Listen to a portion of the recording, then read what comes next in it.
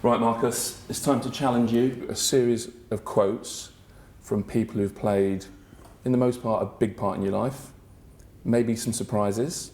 I will read the quote, you will guess who it is, and we will talk a little bit. Oh, you're going to make people mad. I'll give you a clue for this first one. A gigantic figure in this club's history, and it's him talking about you as you broke through. A sensation, one of the best in years. Yeah, so it's got to be the big boss. It has to be. It is the big boss.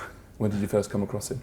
When I was really, really young. I remember being in the canteen,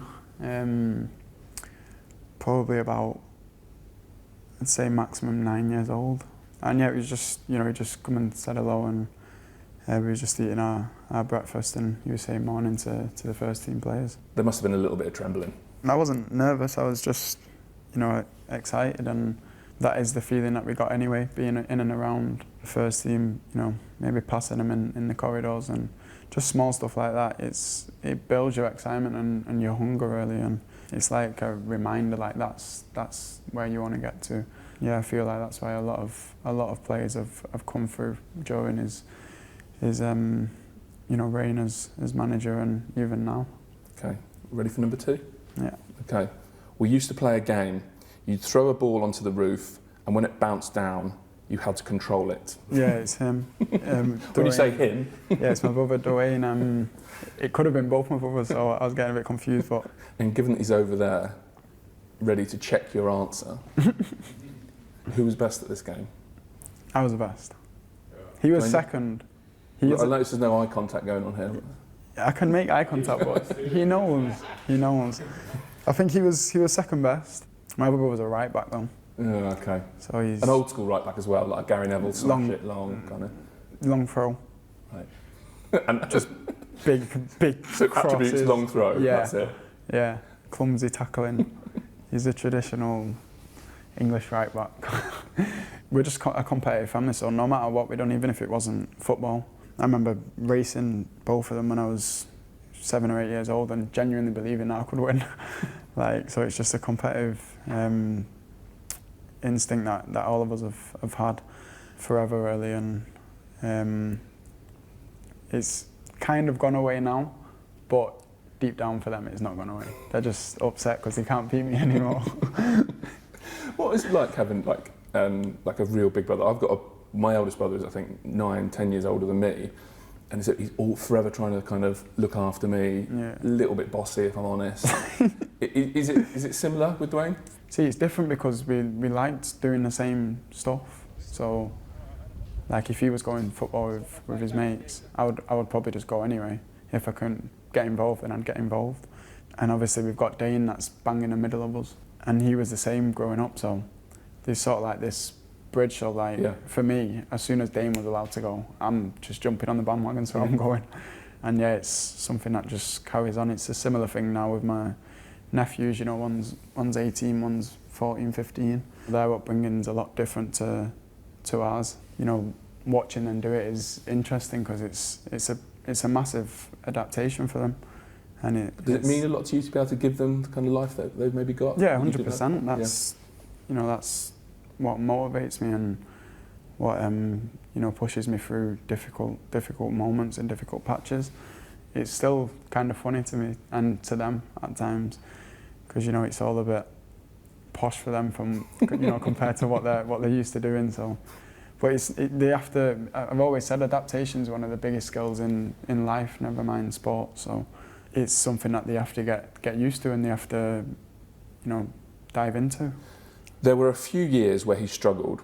He didn't grow at the same rate as other kids, so he was little and there were questions. I'm so proud that he kept going. Maria? Yeah. Yeah, so Maria's my digs lady, that's what I call her. Yeah, that's correct. Your digs mum. But yeah, she looked after me for many years. She still does when I go around and see her, she's still looking after me. So you still have a relationship there? Yeah, definitely, because she's played a huge, probably the most important 6 years of my life. Yeah, it's a relationship that doesn't just disappear. Like even with her kids, I still see them sometimes, and I'm comfortable around them, so sometimes I don't even let her know that I'm coming. I just turn up, but you know, she always makes me a cup of tea and gets me a Rocky chocolate bar.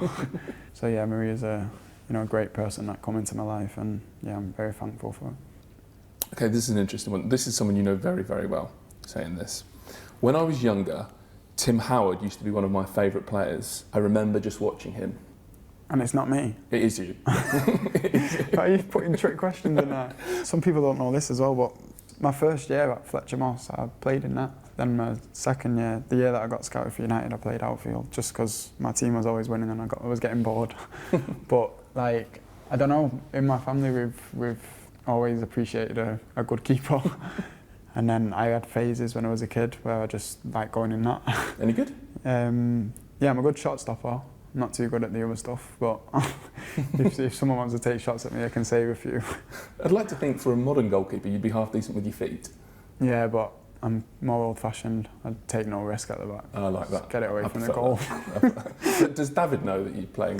Yeah, he does a little bit. We've had a couple conversations, like just in the team, like, oh, if the keeper gets injured, who's going to go in that?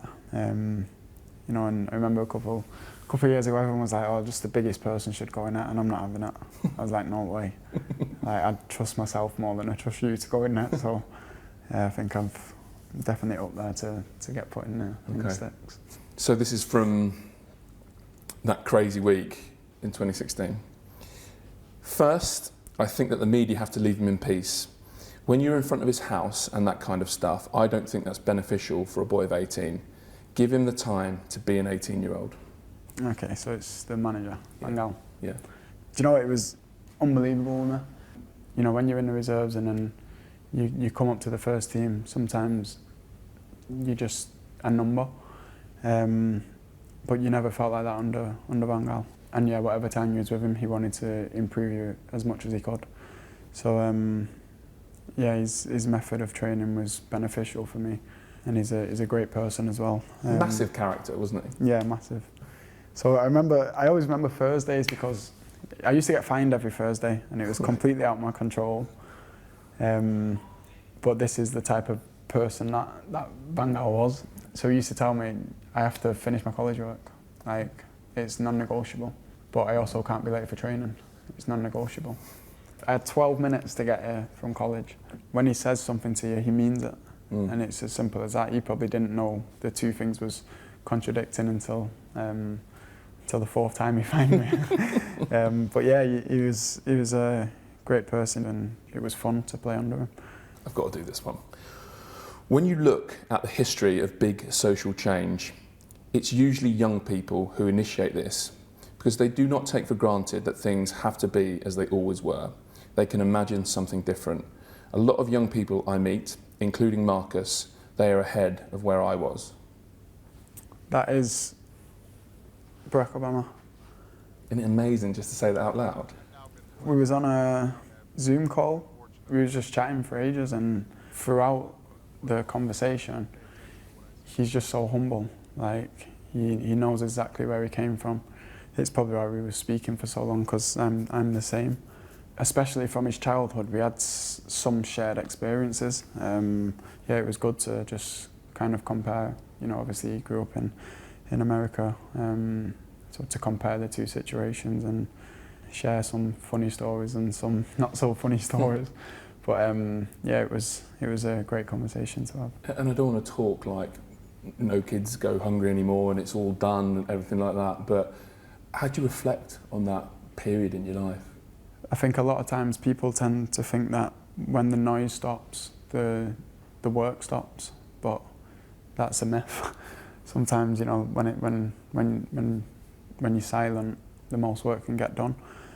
And yeah, I'm pleased that we shined a light on it and made a lot more people aware of it. But off the back of that, a lot more people are helping over a bigger period of time, which is beneficial for the kids.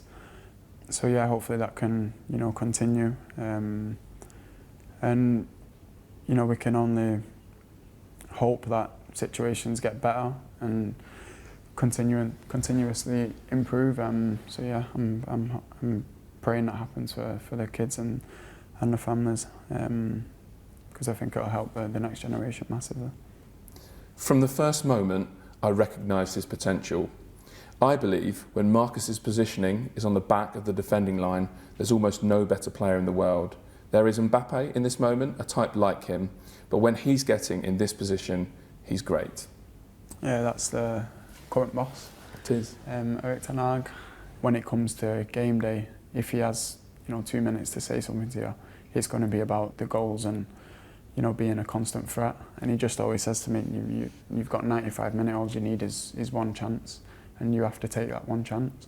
It's nice to have a manager that's so focused on just every detail, and he wants to push himself to be the very best, which ultimately pushes the players and the team to be as best as we can be. And when we're not at our best, he tells us. Just before joining pre-season, I was just full of ambition and hope, and I was just eager to get back in and start the season really. And when I'm like that and I'm happy, I can do good things on the pitch. So yeah, I'm pleased that he's created an environment that's managed to sustain that. But yeah, it's been good so far. I hope that it continues, and I'm sure it will if we're winning games.